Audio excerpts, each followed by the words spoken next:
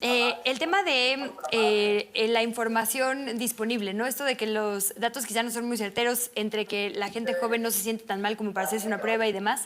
Quisiera que viéramos un tweet de, pues, @doctoroficial, así se llama su cuenta, y dice: cuéntenme su experiencia con hashtag la tercera ola. Yo regresé el martes y ya llevo 4 pacientes menores de 30 años vacunados que se han infectado, con afectación del parenquima pulmonar importante, pero que cursaron como cuadros leves.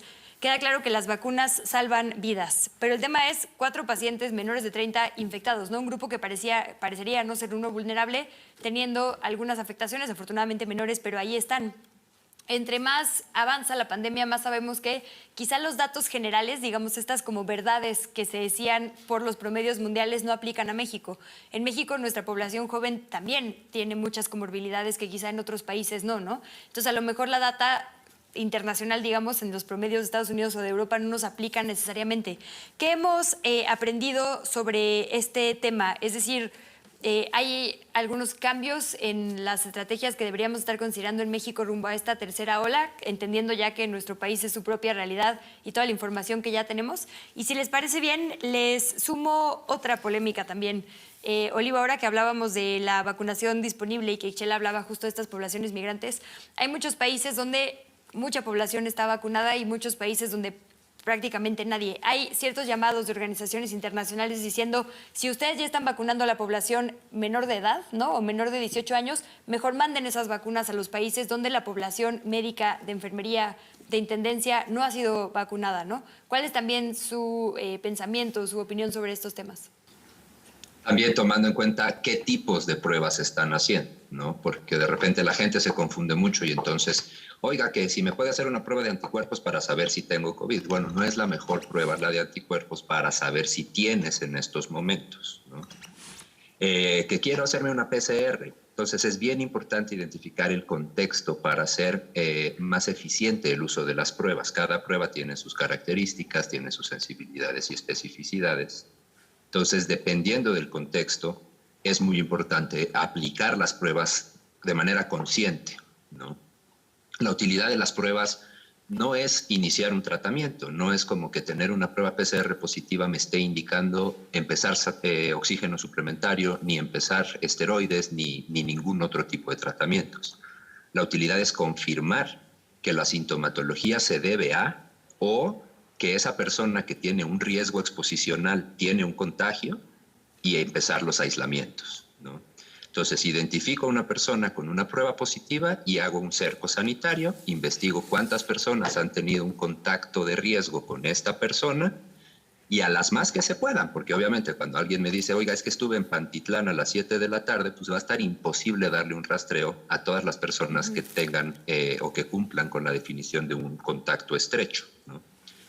Pero sí podemos identificar, oye, ya tengo 5 pacientes con una prueba positiva que han estado usando el metro, ¿no? Entonces, ¿eso qué me quiere decir? ¿O eso qué riesgos me está implicando? El tema de las pruebas rápidas de antígenos tiene ahí el sesgo de los falsos negativos, ¿no? Y depende cómo se utilicen. Los CDC en Estados Unidos sugieren como un método, como una vía para control del contagio en espacios laborales, el uso de pruebas rápidas. Inclusive ya en otros países existen las pruebas de autoaplicación, que la persona se la hace en su casa, no tiene que acudir con un médico o alguna farmacia o algún laboratorio. Pero ¿qué tanto se tienen que hacer, ¿no? Y entonces uno ve los protocolos que sugieren aplicarse y si estás en un riesgo exposicional, por ejemplo, te sugieren hacerte una prueba a los 5 días, a los 7 días, a los 10 días, a los 12 días. Y entonces, pues una sola prueba no te dice mucho, ¿no? Oiga, doctor, es que estuve en contacto con una persona que dio positivo a COVID. Me hice la prueba de antígenos y salí negativo. ¿Qué tengo que hacer? Estrictamente hablando, según protocolos de los CDC, por ejemplo, es aislarte todavía. No por tener una prueba negativa ya estás dado de alta del riesgo, ¿no?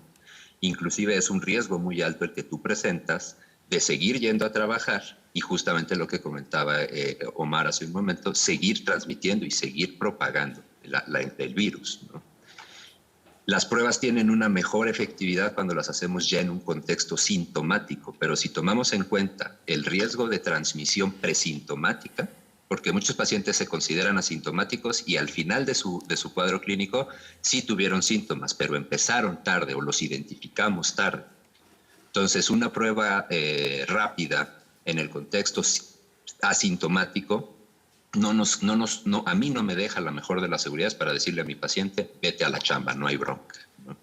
Y justamente he visto muchos casos en esta tercera ola, precisamente, de ese contexto. Es que fíjate que estuve en la chamba, un compañero salió positivo, me hicieron la antigénica, salí negativo, seguí yendo al trabajo, inclusive me puse la vacuna y empecé con síntomas después de mi vacuna. Yo pensé que era la vacuna, pero hoy me doy cuenta que ya no tengo olfato y eso sí no es un síntoma que tenga que ver con la vacunación.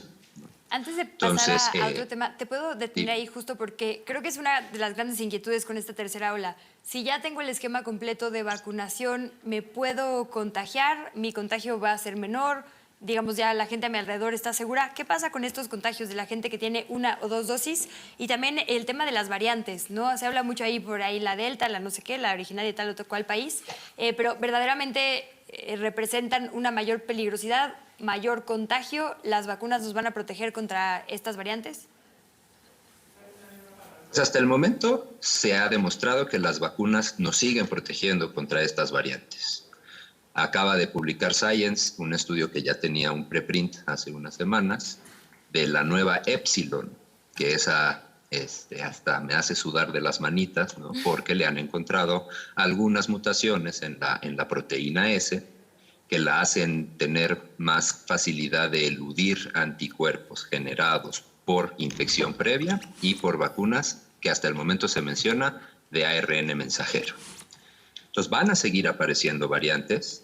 Hasta lo que se ha visto, las dosis completas, los esquemas completos de vacunación siguen protegiendo contra lo que nos interesa proteger, que es las formas graves de la enfermedad. Una persona con un esquema de vacunación completo sigue en riesgo de contagio, disminuye su riesgo de contagio, pero sigue en riesgo. Una persona con un esquema parcial de vacunación también tiene una disminución del riesgo, pero mucho menor que si tuviese el esquema completo. Entonces, también esto es parte de este fenómeno que hemos visto.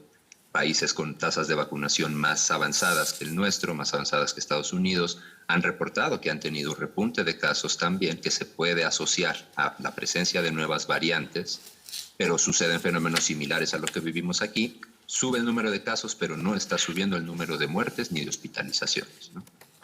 El doctor nos puede explicar con mucha mayor ciencia acerca de este tema, ¿no? De los esquemas de vacunación, protecciones y nuevas cepas, pero en general esa es la visión, ¿no? Sí nos protege, sí hay un menor riesgo, pero todos nos podemos contagiar.